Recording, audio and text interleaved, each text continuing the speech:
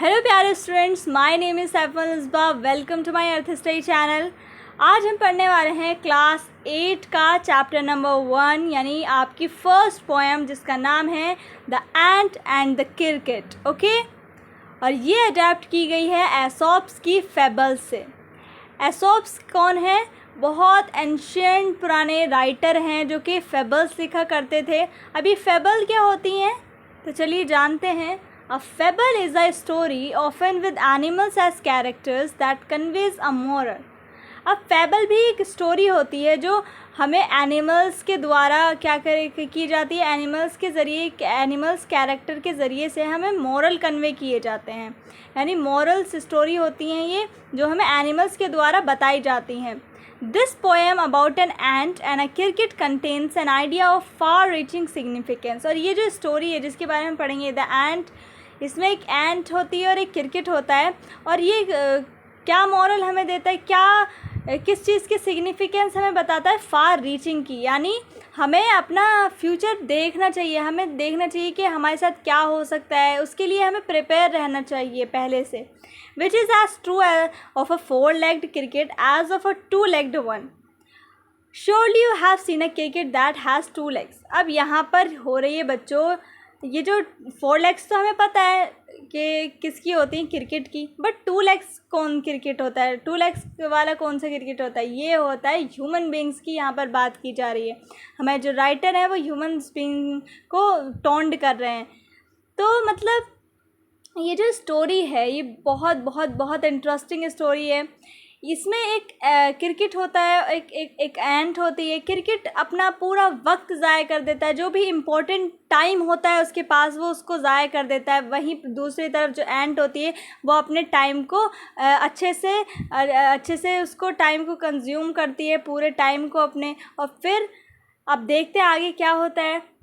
तो चलिए पढ़ते हैं आपकी poem. A silly young cricket, accustomed to sing through the warm sunny months of gay summer and spring, began to complain when he found that at home his cupboard was empty and winter was come.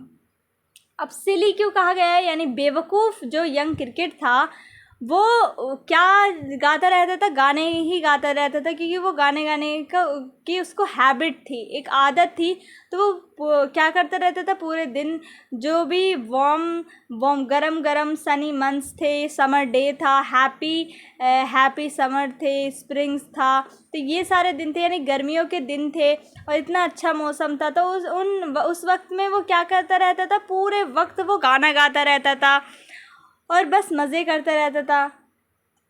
Begin to complain, अब जैसे ही winter आई तो वो complain करने लगा, शिकायतें करने लगा। क्यों? क्योंकि जब वो घर जाकर उसने देखा अपने, तो उसका जो कबर्ड था वो पूरा खाली था। क्यों खाली था?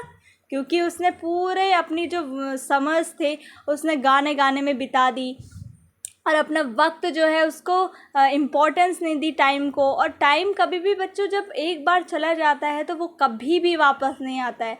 हमारे पास आज अगर वक्त है और अगर हम इसको ज़ाया कर रहे हैं तो बच्चों एक ना एक दिन हमें उस टाइम को रियलाइज़ होता है कि हमें ऐसा नहीं करना चाहिए था, हमें अपना वक्त ज़ाया नहीं करना चाहिए था। और इसके साथ भी यही हुआ, सिली क्रिकेट के साथ भी यही हुआ कि जब उसने घर जाकर देखा तो उसका जो कबर्ड था वो पूरी तरीके से खाली था और विंटर भी आ चुकी थी। Not a crumb to be found on the snow covered ground, not a flower could he see, not a leaf on a tree. यानी क्रम्प यानी एक टुकड़ा भी नहीं था, एक रोटी का टुकड़ा भी उसके कबर्ड में नहीं था। और जो स्नो थी वो पूरी ग्राउंड पर कवर हो चुकी थी, ना फ्लावर दिख रहे थे, न ट्री पर कोई भी पत्ती थी कि वो अपना घर बना सकता उन पत्तियों से, फ्लावर से। तो कुछ भी नहीं था क्योंकि अब विंटर्स आ चुकी थी। Oh what will become says the cricket of me. अब क्रिकेट ने क्या कहा कि ओह अब मेरा क्या होगा, अब तो मैं मर जाऊंगा। At last by starvation and famine made bold, all dripping with wet and all trembling with cold. Away he set off to a miserly ant to see if to keep him alive he would grant तो उसने क्या सोचा, जब उसका cupboard उसने जाके देखा खाली है, तो वो अब क्या सोच रहा है कि मैं तो स्टारवेशन की वजह से मर जाऊंगा। और उसके पास अब कुछ भी नहीं था, कुछ भी नहीं था उसके पास, ऑल ड्रिपिंग विद वेट। और जो समर थी, तो जो विंटर थी, ऊपर से जितना भी गिर रहा था, बूंदें गिर रही थी उसके ऊपर, तो वो पूरा गीला हो चुका था। स्नो उसके ऊपर गिर रही थी तो वो पूरा गीला हो चुका था और ठंड के मारे वो कांप रहा था। और फिर उसने क्या सोचा कि मैं माइजरली यानी कंजूस, तो माइजरली आंट के पास जाता हूँ,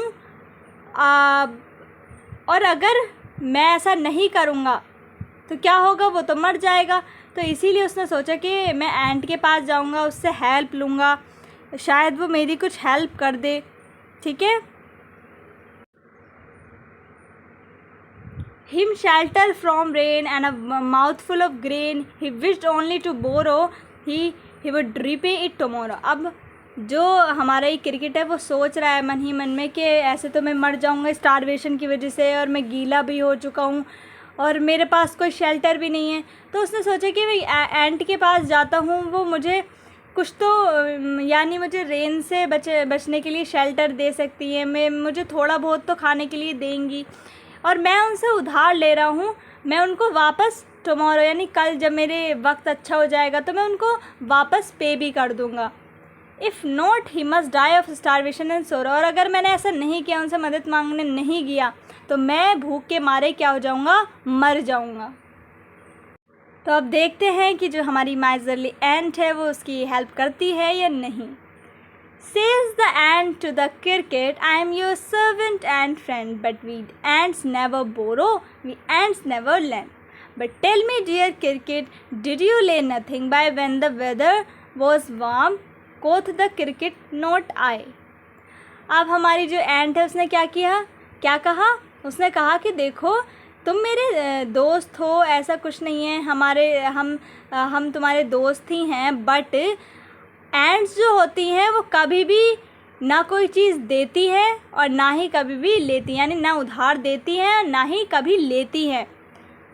अब जो हमारी एंट होती है उसने पूछा कि but tell me dear cricket, तो मुझे ये बताओ प्यारे क्रिकेट कि क्या तुम्हारे पास कुछ भी नहीं है, क्या तुमने कुछ भी इकट्ठा नहीं किया जो वार्म डेज थे, तुमने कोई सेव नथिंग, ले नथिंग बाय यानी सेव नथिंग, यानी तुमने कुछ भी सेव नहीं किया जब वार्म वेदर था। तो क्रिकेट ने कहा नहीं, मैंने कुछ भी सेव नहीं करके रखा था जब वार्म डेज थे। अब वो क्रिकेट क्या बोलता है, my heart was so light that I sang day and night, for all nature looked gay, you sang sir you say. ये मतलब happy.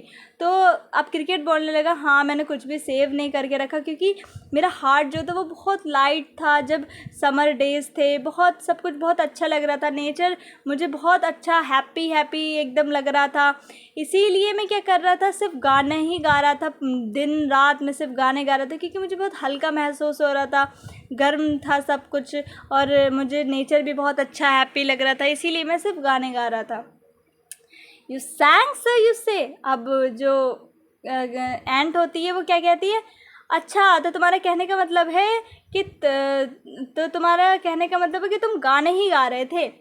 Go then says the end dance the winter awake. Ant ने क्या बोला, तो फिर जाओ यहाँ से और विंटर भी तुम ऐसे ही डांस करके बिता दो कि वो जब समर थी तब तुमने गाने गाए पूरे दिन और रात, तो अब विंटर में तुम क्या करो, डांस करो, अच्छे से मज़े से तुम डांस करो क्योंकि तुमने अपना वक्त जो है वो ज़ाया किया है, तो अब भी तुम डांस ही कर लो।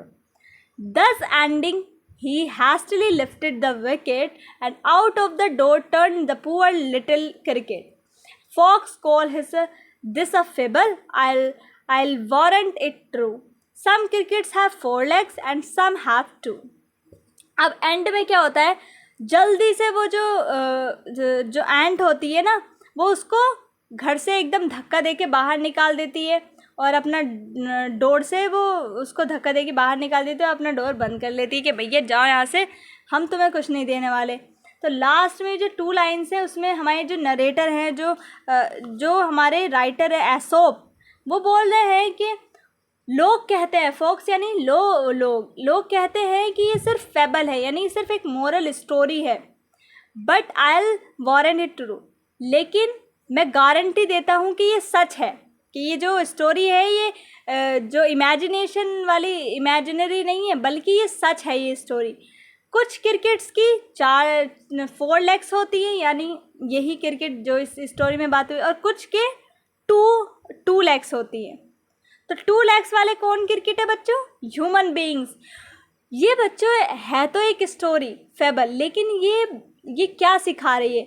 ये सिखा तो ह्यूमन बीइंग्स को ही रही है कि हमें वक्त ज़ाया नहीं करना चाहिए जब हमारे पास वक्त होता है। ह्यूमन बीइंग्स भी क्या करते हैं, अगर आप स्टूडेंट्स हैं बच्चों, तो मान लो अगर आपके एग्ज़ाम्स आने वाले हैं, बहुत करीब है, तो आप लोगों में से बहुत सारे बच्चे ये करेंगे कि चलो नहीं बाद में पढ़ेंगे, जब एग्ज़ाम आने से 2-3 दिन पहले मैं आराम से पढ़ लूँगा, पूरा सिलेबस कंप्लीट कर लूँगा या कर लूँगी। तो उसमें हम लोग क्या करते हैं, अपने आप पर बहुत प्रेशर दे देते हैं, लास्ट में हमें कितना प्रेशर होता है। लेकिन अगर हम अभी से एग्ज़ाम आने वाले हैं, 1 महीना है हमारे पास आराम से, तो हमें थोड़ा थोड़ा करके रोज़ पढ़ना चाहिए। फिर जब हमारा रिज़ल्ट आएगा उस दिन हमें कितनी खुशी होगी कि हमारे पेरेंट्स कितने खुश होंगे। हम अपना वक्त ज़ाया कर देते हैं और कहते हैं चलो छोड़ो, कल नहीं करेंगे, परसों कर लेंगे। हम अपने काम को छोड़ देते हैं, और पढ़ाई की ही बात नहीं, बहुत सारे काम हमारे ऐसे होते हैं जिनको हम कल पर छोड़ देते हैं, और हम ध्यान नहीं देते, अपने फ्यूचर के बारे में नहीं सोचते। हमें अपने फ्यूचर के बारे में सोचना चाहिए बच्चों, हमें क्या करना है, हमारे सामने क्या सिचुएशंस आ सकती हैं, उसके लिए हमें अपने आप को प्रिपेयर करना चाहिए। तो ये हमें सिखाती है बहुत सारी चीज़ें। और ये जो एसोप्स की फेबल्स होती हैं, मोरल स्टोरीज़ ही होती है ज़्यादातर इनकी। तो बच्चों हमें सीखने को मिलता है कि हमें अपना वक्त ज़ाया नहीं करना चाहिए, क्रिकेट की तरह हम लोगों को नहीं बनना है, बिल्कुल भी अपना वक्त ज़ाया नहीं करना है। हमें किसकी तरह बनना है? एंट की तरह। ओके, तो चलिए इसी अच्छी बात के साथ हमारी जो ये पोएम है वो ख़त्म होती है, एंड होती है, और मिलते हैं इसकी क्वेश्चन आंसर की वीडियो के साथ। तो चलिए मिलते हैं नेक्स्ट वीडियो में, तब तक के लिए bye bye and take care.